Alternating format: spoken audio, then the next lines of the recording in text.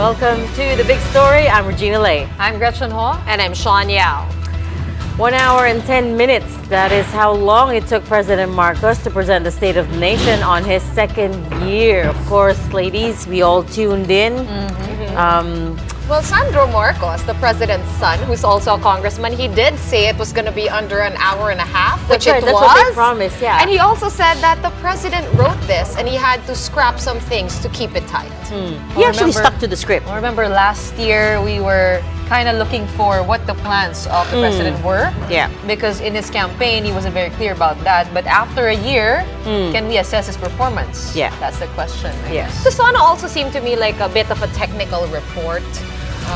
Which again, he promised. He did said it was going to be a promise. very simple, straightforward report. Which I appreciated. It makes our work a lot easier. You know what people appreciated? The fact it didn't rain. Kasi diba, it was super typhoon. Oh, I Egay was know. supposed to Tama. come in. But when his chopper landed, it was dry. Good weather. The rain Yeah. only started when the sun went down. Well, as it did last year, the state of the economy took center stage in Marcos's speech. The president kicked off by painting a rosy picture of the country. He says growth remains robust, financial system strong, banks' liquidity position strong, and inflation was moving in the right direction. The president noted, though, that all this growth needs to be supported by high tax collections. As expected, the newly signed Maharlika law got a mention. The president said it will fund key projects under his Build Better More campaign and will be guided by the principles of transparency and accountability.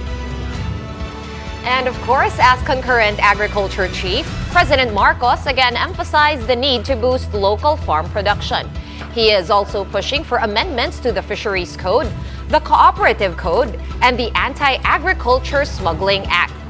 In fact, the president even vowed to go after smugglers and hoarders of agricultural products. He said, and I'm going to quote him on this, "Bilang na ang araw ng mga smuggler at hoarder na yan." The president also claimed that his foreign trips have generated an investment value of 3.9 trillion pesos, though of course, these are just pledges for now. He says his independent foreign policy has proven effective, helping the country to forge strategic alliances. Also mentioned in his speech is the Philippines' integration into RCEP. Part of the plan is to make the Philippines a service export powerhouse, particularly in the IT and BPO sector. And President Marcos also included in his speech the planned changes to the pension system for military and uniformed personnel. He assured that efforts are underway to make it fully functional, financially sustainable, and seamless in terms of transition. And here to give us his insights, we have over Zoom Senate Minority Leader Coco Pimentel. Good evening, Senator.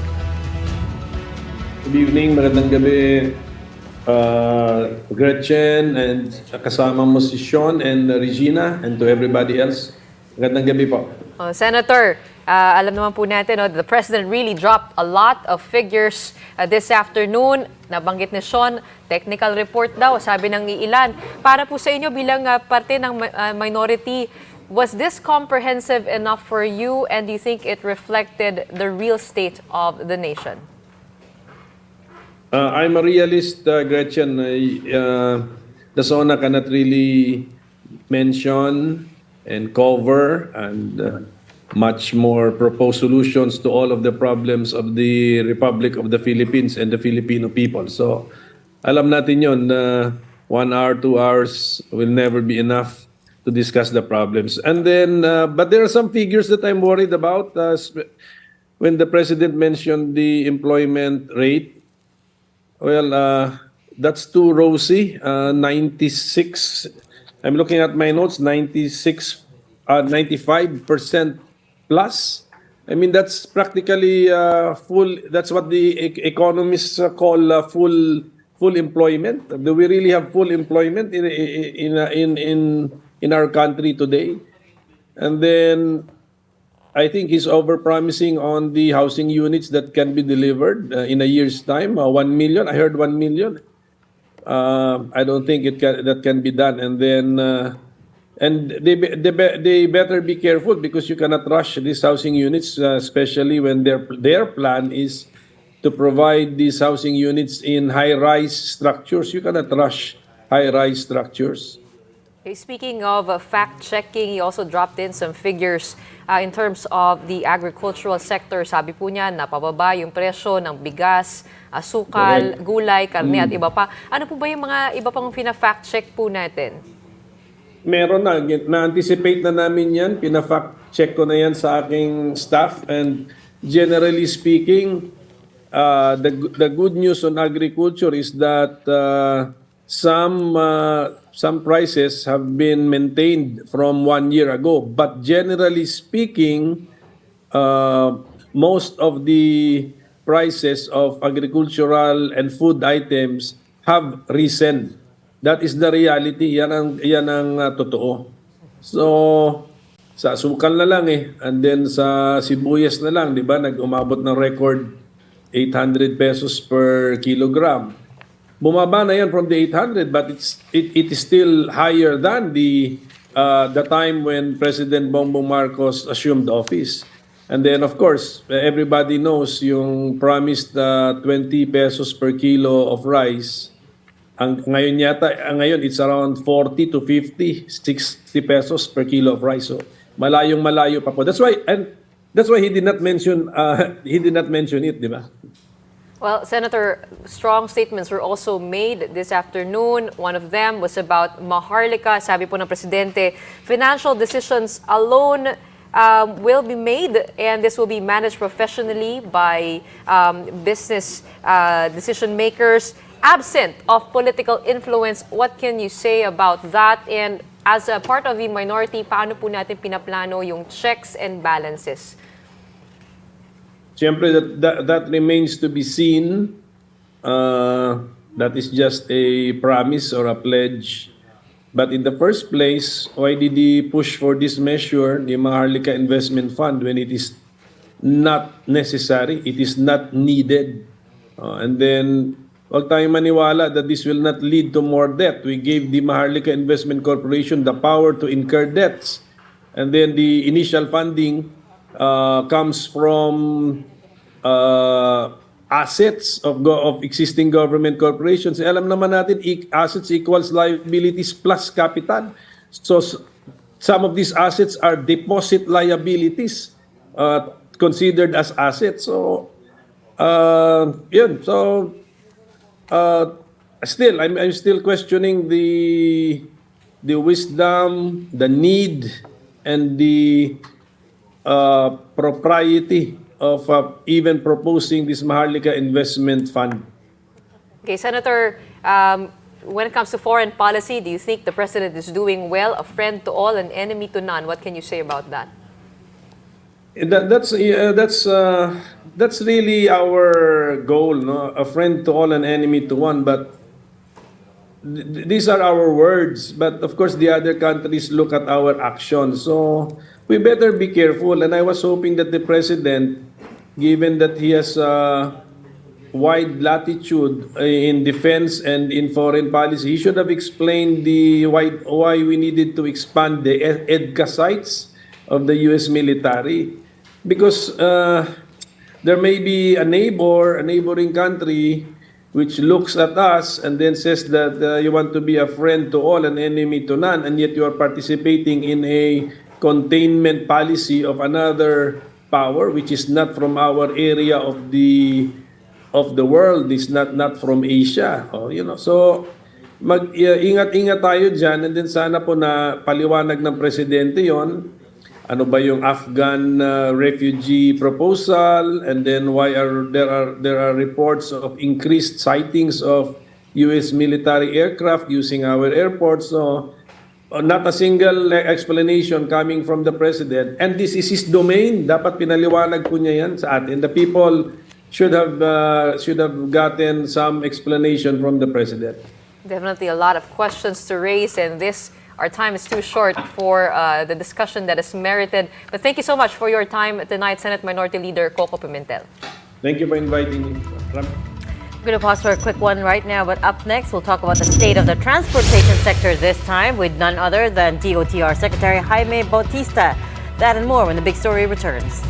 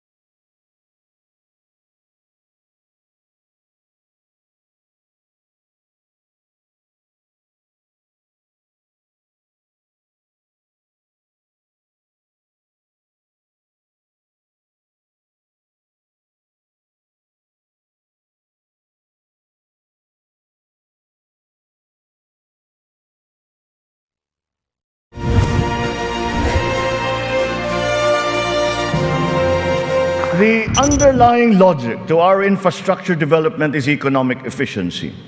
Our road network plans must link not only our three major islands, but all prospective sites of economic development. Intermodal connectivity will also be a primary consideration. This network will provide access and passage to vital and bustling economic markets, such as agriculture hubs, tourism sites, and key business districts. Intermodal connectivity is what was promised. Let's dissect that further with DOTR Secretary Jimmy Bautista. Secretary Bautista, good to see you again. Thanks for joining us tonight. Hi, good evening. Thank you for inviting me. Right. So you heard the president, intermodal connectivity, and he also promised 194 flagship infrastructure projects. Where are we on this? There are 194 infrastructure flagship projects that were approved by NEDA a few weeks ago. And 71 out of these are DOTR projects. No? This will include airports, seaports, railways, no? And other road projects that we will have to implement in the next 5 years. No? So we're happy that the NEDA board has approved this, and we are busy starting implementing these infrastructure projects. What sort of challenges are you running into as you roll out these projects? For instance, we know that the Metro Manila subway system is delayed due to right-of-way issues. So are you seeing that across the board? Well, that's true. It has been delayed for a few years. We're working closely with the Office of the Solicitor General in acquiring the right-of-way because this will be required for us to be able to start the tunnel boring. But we're very optimistic that we will be able to solve this problem since the Office of the Solicitor General has been working on this for the past few years. So it's just a matter of following up with the courts, no? Because we'll have to do some legal works, including working with the other government agencies. So, Sec, what's the new timeline for the subway now? When do you think you can launch phase one? The subway, we should be able to start partial operations by 2028. But by 2029, we should have full operations of this project. We're expecting that by 2028, we will have operations from Valenzuela to the airport, because this project extends up to Bicutan. No? So we're hoping that the Bicutan line will be opened by 2029. Speaking of the airport, Secretary Bautista, it wasn't mentioned at the Sona, but I dare say one of the projects that a lot of people that we've spoken to are quite excited about is the rehabilitation of NAIA. I wonder if you could tell me about your solicited bid and what you're planning with regards to that. The solicited bid proposal was approved by NEDA a week ago. We are now working with the ADB, with the PPP Center, with the Department of Finance, MIAA, and DOTR to finalize the terms of reference so we can do the bidding. We need to publish the bidding documents by early August, so that in 2 or 3 months' time, we should be able to receive bids from interested parties. No? We started working on this as early as November of last year. We have worked with ADB, and ADB has been very helpful in assisting us to finalize the terms of reference.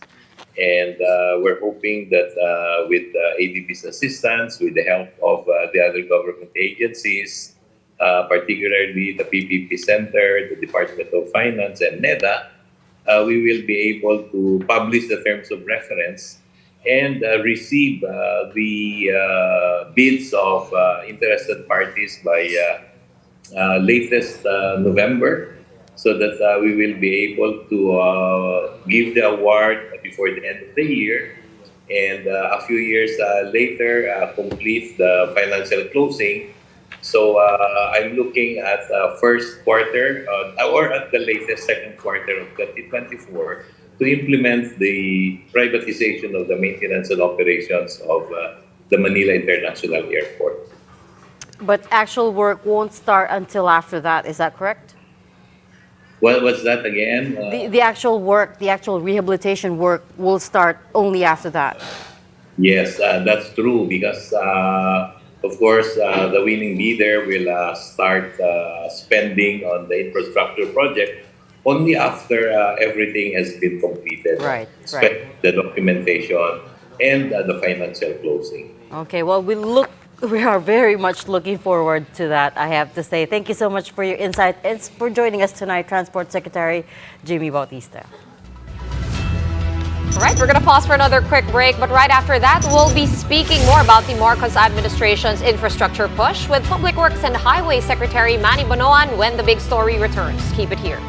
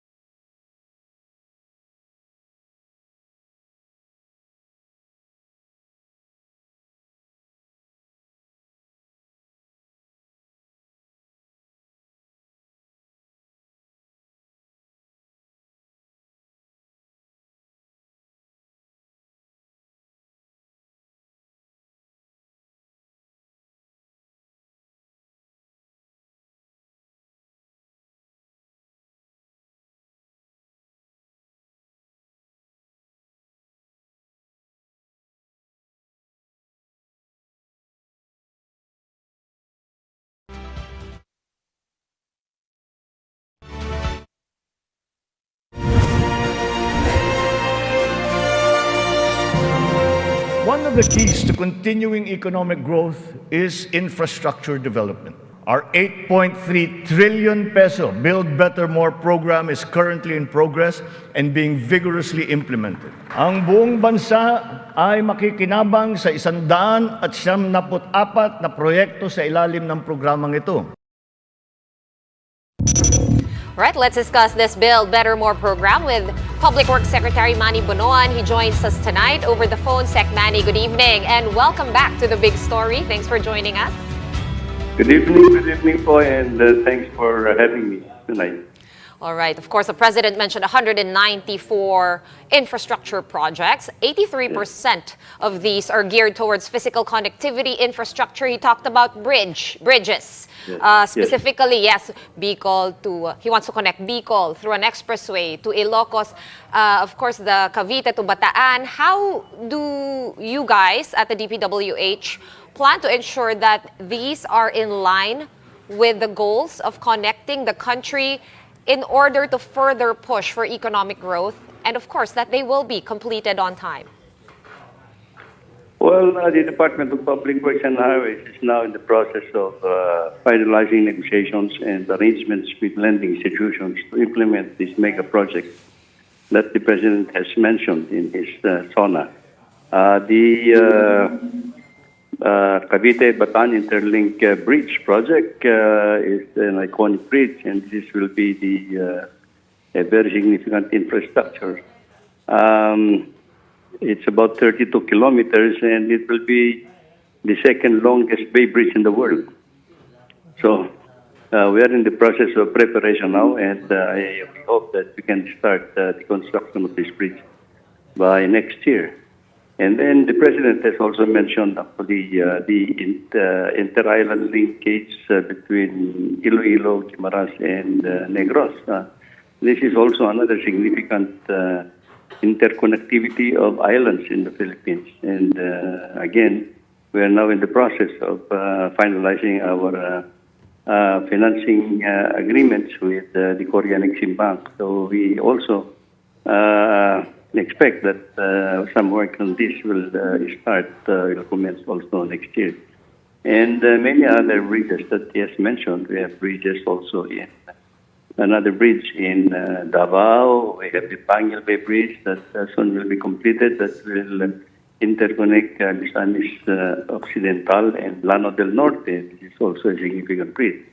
And of course, in Metro Manila, there are many other bridges that we are going to implement crossing, of course, Pasig River in the next few years. I think we have about six more bridges that will be built actually starting next year. Right, Secretary. How do you also encounter right-of-way issues when it comes to these projects? Rather, we understand that we just spoke to Transportation Secretary Jimmy Bautista, and of course he experiences right-of-way problems. These are causes of delay. These projects that you've mentioned, they're not actually new. Will we really see them come to fruition under this administration? Well, we're doing our best, actually. Yes, I think it's a big challenge, actually, in some of these big projects, actually, in acquiring, actually, the right-of-way. But we have advanced the process, actually, so that in the event that we will start the construction, we have less problems. But yes, you're correct that there are many challenges, actually, in the acquisition of right-of-way. And right. We hope that we have minimized it somehow as we have started negotiating the landowners beforehand. All right, let's talk about funding. Can you talk to us how these priority infrastructure projects will be funded? Would there be a lot of funding from the GAA, and where does the Maharlika Fund kick in? Of course, it's going to take some time. The IRRs aren't even out yet. Where will you be getting the money to fund these projects, and do you see any hiccups along the way with funding? Well, let me put it this way, that actually this year, 2023, the infrastructure program of the Department of Public Works and Highways, this 2023 alone, has a total budget of about 890 billion pesos. And for 2024, we expect the same level as we start actually the flagship projects of the President. And yes, indeed, I think we have the backing up of the Department of Budget and Management in our requirement to pursue actually these mega projects in 2023 and 2024.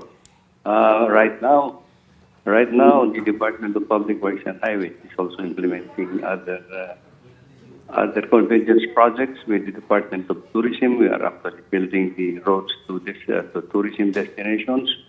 We are also constructing roads that will support the small and medium enterprises with DTI, and of course interlinkages with the Department of Transportation to provide access to their hubs, airports, ports, railroads, and so forth and so on. We have a convergence program.